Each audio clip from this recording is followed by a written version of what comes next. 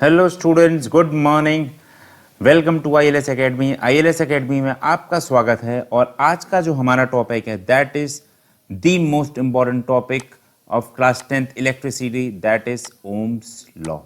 ठीक है, अभी तक आप नवंबर एंड हो चुका है तो आपको ओम्स लॉ के बारे में बेसिक्स तो पता ही होगा, पर आज हम इस चैप्टर में थियोरेटिकल एस्पेक्ट भी देखेंगे उसका और उसके कुछ कुछ प्रैक्टिकल एस्पेक्ट्स भी।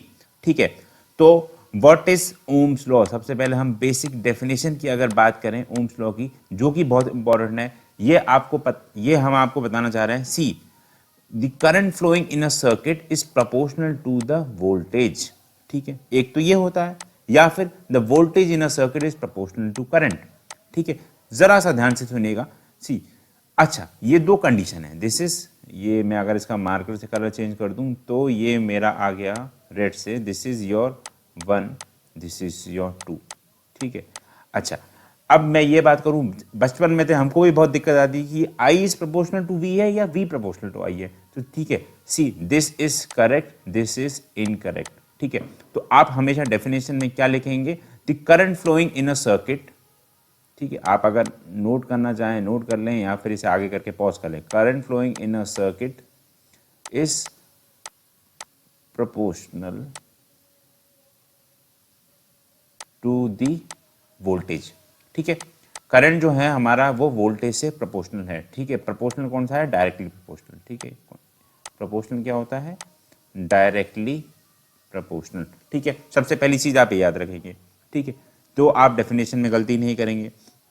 दूसरा, अब हम इसके बारे में बात करते हैं, इसकी इक्वेशन के बारे में। ठीक है, तो जैसे मेरा I is proportional to V। अच्छा, इसका मतलब क्या होता है कि जैसे जैसे मेरा V बढ़ेगा, जैसे जैसे मेरा V इंक्रीज होता है, मेरा I भी इंक्रीज होता है। ठीक है, V क्या है आप सब लोगों को पता है, V इज पोटेंशियल डिफरेंस। तो जैसे जैसे मैं किसी एक सर्किट में, सी, ये मेरा एक सर्किट है, ये मेरा एक कंडक्टर है। ठीक है, इस कंडक्टर में मैं एक पोटेंशियल डिफरेंस क्रिएट करता हूँ। पोटेंशियल डिफरेंस अभी तक आप जान चुके हैं, नहीं जाने तो एक प्रीवियस लेक्चर देख लीजिए, उसमें हमने बताया था एक सेल है, सेल क्रिएट्स पोटेंशियल डिफरेंस। ठीक है, ये सेल है, ये मेरा एक बेसिक सर्किट है, सर्किट ये ऐसा है। ठीक है, तो ये मेरा स्विच एस है, स्विच एस मैंने क्लोज कर दिया, ये मेरा सेल है V वोल्ट का। ठीक है, तो ये जो दो पॉइंट्स हैं इसकी, सपोज ये A, ये है B। ठीक है, this is B, this is A। अब मैं क्या करूंगा, अपने ये जो सेल है इसका जो वोल्टेज है, इस वोल्टेज को बढ़ाऊंगा। ठीक है, अभी करंट में क्या है, इस सर्किट में सपोज I करंट फ्लो हो रहा है। ठीक है, इस सर्किट में करंट फ्लो हो रहा है I। तो मेरा जो V, ये है सेल और ये है मेरा करंट। ठीक है, आप ऐसे देख लीजिए, आप ये आपके एक्सपेरिमेंटल भी है और आपकी अंडरस्टैंडिंग दोनों के लिए। अगर सेल का वोल्टेज मेरा है V तो मेरा करंट है I। ठीक है, अगर मैं इसको इंक्रीज कर दूंगा, दिस इज इंक्रीज्ड। ठीक है, तो ये मेरा हो जाएगा V इंटू 2, तो मतलब ये 2V हो जाएगा। ठीक है, तो मेरा ये भी इंक्रीज कर जाएगा, तो ये कितना हो जाएगा? 2I हो जाएगा। ठीक है, अगर मैं ये इसकी फॉर्म में लिखूं, सपोज मेरा V है पहले 5 वोल्ट्स और मेरा I है 1 एम्पियर्स। ठीक है, 1 एम्पियर का, अगर मैं इस V को बढ़ा के 10 वोल्ट कर दूंगा तो मेरा I बढ़ के कितना हो जाएगा? 2 एम्पियर्स। इसी को अगर मैं V को बढ़ा के 15 वोल्ट कर दूंगा तो मेरा I क्या हो जाएगा? 3 एम्पियर्स। ठीक है, इससे आपको क्या चीज पता चली कि मेरा जो रेशियो है, तो मेरा जो I है वो I is proportional to V। जैसे I is proportional to V, तो जैसे जैसे मैं इस V को बढ़ा रहा हूं तो मेरा I भी बढ़ रहा है। ठीक है, रिवर्स ट्रू नहीं है। सबसे, हम I को बढ़ा के V नहीं बढ़ाते, हम V को बढ़ा I बढ़ाते हैं। ठीक है, अच्छा, अब क्या किया हमने, तो ऐसी इक्वेशन को अगर मैं इक्वेशन फॉर्म में लिखूं तो मेरा है, मेरा ब्लैक थिन। ठीक है, तो मेरा I is proportional to V है और इसे मैं ऐसे भी लिख सकता हूं, V is proportional to I। मैं लिख रहा हूं, ठीक है, पर बाय डेफिनेशन में ये करेक्ट है। ठीक है, बस आप इतना बेसिक याद रखिए। अच्छा, V is proportional to I है, तो जब भी, तो V अपॉन I, ये क्या हुआ? एक कांस्टेंट आ गया। इस I को मैं नीचे ले गया इसलिए, तो V अपॉन I आ गया एक कांस्टेंट। ठीक है, तो ये जो कांस्टेंट है, इस कांस्टेंट को कहते हैं रेजिस्टेंस। यही जो कांस्टेंट है, आप सुनते हैं इलेक्ट्रिसिटी में क्या होता है भाई? रेजिस्टेंस होता है। सर्किट में क्या है? रेजिस्टेंस है। तो रेजिस्टेंस क्या होता है? ये एक कांस्टेंट है। ये कैसे निकलता है? ये v अपॉन आई का रेशियो है, ठीक है। अच्छा, इसी सर्किट में जाए, मैं इसी की बात करूं, सर्किट ये एग्जांपल की, तो मेरा v पहली बार v कितना है 5, मेरा i कितना है 1, तो ये कितना हो गया 5, ठीक है। दूसरे केस में बात करूं यहाँ पर, तो इसमें मेरा कितना है v कितना है 10, i कितना है 2, तो v कितना आ गया 5, कांस्टेंट है। तीसरे केस में बात करूं, मेरा v कितना है 15 वोल्ट्स, i कितना है 3, ये भी आ गया 5, ठीक है। तो मेरा जो रेशियो है v अपॉन आई का दैट इज कांस्टेंट, ठीक है। मेरा ये रेशियो चेंज नहीं हो रहा है। तो ये जो कांस्टेंट रेशियो है, तो दिस कांस्टेंट रेशियो इस v अपॉन आई का जो कांस्टेंट रेशियो, इसको कहते हैं, और v upon I is known as resistance, ठीक है। अच्छा, अब ये तो है आपका थ्योरेटिकल अंडरस्टैंडिंग। इसी को मैं एनालॉगस फॉर्म में करूँ, ठीक है। हमने आपको बताया था हम तरीके जो पढ़ाई के करेंगे वो एनालॉगस फॉर्म में भी करेंगे, ठीक है। तो इससे ग्रीन से चालू करते हैं। इसमें एनालॉगी की बात करूँ तो जो मेरा एक तरफ है रेजिस्टेंस, रेजिस्टेंस को मैं कंपेयर किससे कर सकता हूँ, फ्रिक्शन से। रेजिस्टेंस और फ्रिक्शन दोनों एक ही चीज़ है, ठीक है। रेजिस्टेंस क्या करता है, it opposes current, it opposes flow of current, ये करंट के फ्लो को अपोज करता है, ठीक है। फ्रिक्शन क्या कहता है, फ्रिक्शन क्या करता है, इट अपोजेस मोशन, ये किसी भी मोशन को अपोज करता है, ठीक है। ये क्या करता है कि अगर मेरा कोई भी आदमी है, वो किसी भी उस पे यहाँ आगे मूव कर रहा है, तो फ्रिक्शन इसे रोकता है कि भाई आगे मत जाओ, पीछे एक फोर्स लगाता है, ये मेरी फ्रिक्शन फोर्स है। ऐसे ही अगर मेरा करंट यहाँ फ्लो करता है, करंट यहाँ फ्लो करता है, तो रेजिस्टेंस इस करंट को कम करने की कोशिश करता है, ठीक है, इसको कम करने की कोशिश करता है, दिस इज रेजिस्टेंस, ठीक है। समझ में आ गया, ये बेसिक थियरी है आपकी। अच्छा, इसके ऊपर हमें क्वेश्चन करेंगे, तो दिस इज क्वेश्चन, ठीक है। तो ये क्वेश्चन को हम रेड से कर देते हैं। क्वेश्चन क्या है, इन अ सर्किट, अगर किसी सर्किट की बात करें, ठीक है, राइटिंग आपको आई होप समझ में आ रही होगी। इन अ सर्किट, अगर मेरा V जो है दैट इज 10 वोल्ट्स, मतलब 10 वोल्ट्स की आपकी बैटरी है, ठीक है।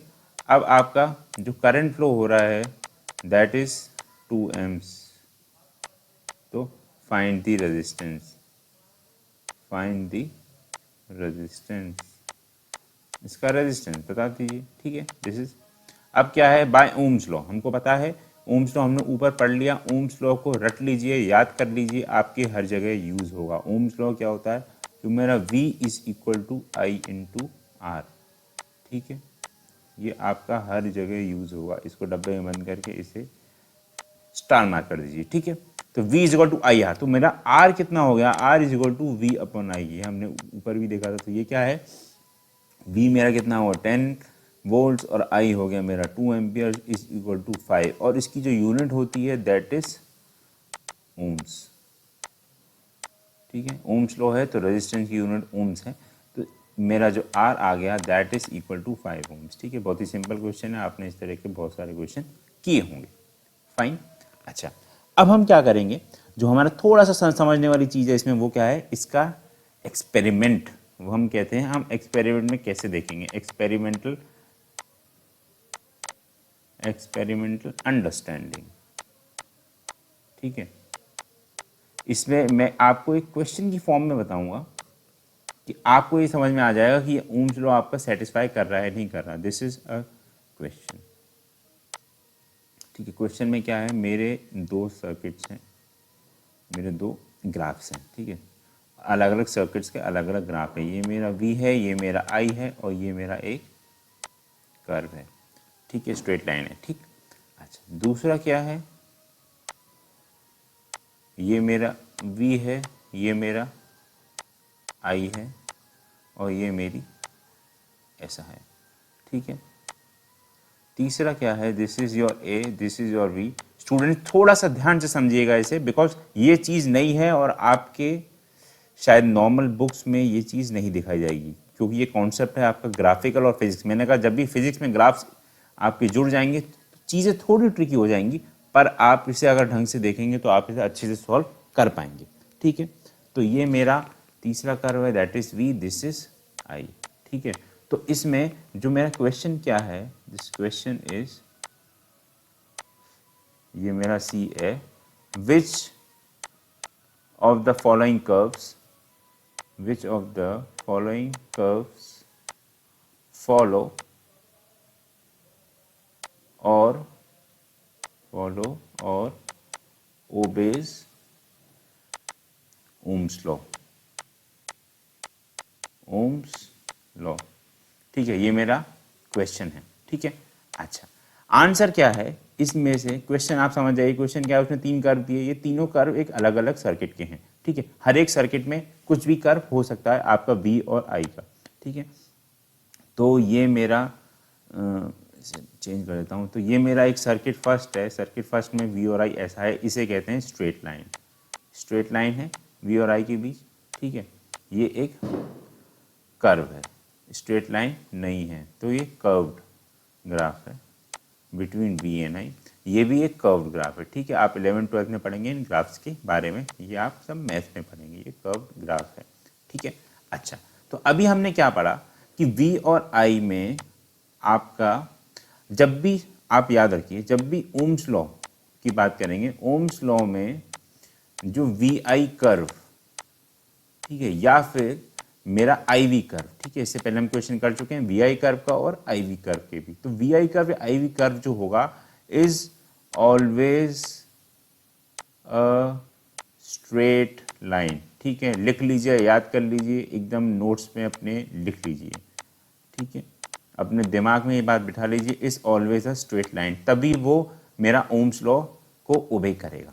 ठीक है, तो अच्छा आंसर इसमें मेरा क्या होगा, तो मैं पूछूंगा आंसर क्या है, आंसर क्या है, सिर्फ ए। ठीक है, जो बी है बी नहीं होगा और सी भी नहीं होगा, क्योंकि ये दोनों आपके कर्व्ड हैं। ठीक है, ये कोई एक ऐसा है कोई ऐसा है तो नहीं, जब ए सिर्फ इसलिए क्योंकि A is a straight line curve. ठीक है, अच्छा तो ये मेरा, अब मैंने कहा कि एक्सपेरिमेंट में कैसे पता चलेगा, तो एक्सपेरिमेंट में हम लोग करते क्या हैं, सी ये है मेरा, ये मेरा एक सर्किट है, कोई सा भी मैंने एक सर्किट बना दिया। ठीक है, ये मेरा एक कंडक्टर है, कंडक्टर बिल्कुल वही सर्किट है, वही सर्किट हम बार बार रिपीट करेंगे, उसे हम ऐसा बेसिक सर्किट मान लेते हैं। ठीक, ये मेरा स्विच ऐसे, स्विच एस क्लोज हो गया, ये मेरी 20 वोल्ट की बैटरी है, ये मेरा करंट फ्लो हो रहा है आई। ठीक है, ये मेरा एक कंडक्टर है, दिस इज अ कंडक्टर। ठीक है, अब क्या हुआ, तो अगर मैं इसी में आपका वी आई कर्व बनाऊं, ठीक है, this is your I, this is your V. ठीक है, इस पॉइंट्स को बनाऊं, तो सपोज ये आपका ये पॉइंट है, ये आप ये पॉइंट है, तो ये कर्व जाएगा आपका एकदम ऐसा। ठीक है, ये जब ये 1 है तो ये 1 है, जब ये 2 है तो ये 2 है, तो this is a straight line curve. जब आपका ये 3 जाएगा तो आपका ये भी आपका 3 पे जाएगा। ठीक है, दिस इज स्ट्रेट लाइन, और ये प्रूव होता है कि आपका ओम्स लॉ पे। और इसका रेजिस्टेंस निकालूंगा, रेजिस्टेंस ग्राफिकल अप्रोच में हमने बताइए था, वी अपॉन आई निकाल लो, इसके लिए कुछ नहीं, आप इसका tan थीटा निकाल लीजिए, theta is the angle with ये वाला एंगल एक्स एक्सिस। ठीक है, फाइन, तो आप ये ओम्स लॉ मुझे लगता है आप अच्छे से समझ गए होंगे। ठीक है, अच्छा जो अगला हमारा टॉपिक है दैट इज, अभी हम क्या समझे कि ओम्स लॉ से हम रेजिस्टेंस पता चल गया हमको कि ओम्स लॉ में क्या होता है कि हमारा जो वी अपॉन आई का जो कांस्टेंट होता है that is equal to the resistance of a circuit, जो यूनिक होता है, जो कांस्टेंट होता है। ठीक है, तो रेजिस्टेंस अगर कांस्टेंट है तो इस कांस्टेंट को हमें पता करना बहुत ज़रूरी है। ठीक है, तो अच्छा, तो it is a property of a circuit. ठीक है, it is a property of a circuit. ठीक है, या एलिमेंट। अच्छा तो अब हम अगला जो तो हमारा टॉपिक रहेगा, जो नेक्स्ट सेशन का टॉपिक रहेगा, जो हमारा जो नेक्स्ट टॉपिक रहेगा विल बी कि ये ओम्स लॉ एक्चुअल में, ये जो रेजिस्टेंस है, सॉरी, ये रेजिस्टेंस एक्चुअल में किस किस फैक्टर्स पे डिपेंड करता है। So this will be our next topic, factors on which are depends, हल्का सा ओवरव्यू दे देता हूँ, डिटेल हम अगले उसमें पढ़ेंगे। आर में आपको पता है कि आर क्या होता है, R is equal to rho L upon A, आपने इतना तो अभी तक पढ़ ही लिया होगा, ठीक है। तो इसमें क्या होगा, 4 फैक्टर्स होते हैं इसके, उस ठीक है, उसके बारे में हम न्यूमेरिकल्स भी करेंगे। 4 फैक्टर्स में हमें पता चला कि जो रो है वो रो किस पे डिपेंड करे, जो एल होता है वो लेंथ होता है, लेंथ ऑफ कंडक्टर कितना होता है, जो ए होता है एरिया होता है, that is pi R square, और जो चौथा होता है दैट इज द टेम्परेचर, कि टेम्परेचर से हमारे रेजिस्टेंस पे क्या फ़र्क पड़ेगा, या वो घट इंक्रीज होगा या डिक्रीज होगा, ये सारी चीज़ें हम पढ़ेंगे अगले लेक्चर में, ठीक है। तो this is all for the today's lecture. आपको अगर कोई डाउट हो इसमें ओम्स लॉ में, ओम्स लॉ को बहुत अच्छी से पढ़िएगा और इसका बेसिक्स को समझिएगा, ठीक है। आप कमेंट कर सकते हैं, या फिर आप हमारे फेसबुक पेज पे लाइक कर सकते हैं, उस पर कमेंट कर सकते हैं, या फिर आप हमें जल्दी से व्हाट्सएप कर सकते हैं, ठीक है। किसी भी मीडियम से आप अपने क्वेश्चंस पूछ सकते हैं एंड विल मेक श्योर हम आपको उसके अप्रोप्रिएट आंसर देंगे एंड दैट टू टाइमली देंगे, ठीक है। हमारा व्हाट्सएप नंबर ये रहेगा 8218783131।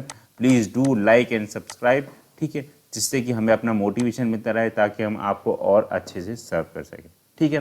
तब तक के लिए students goodbye, have a nice day.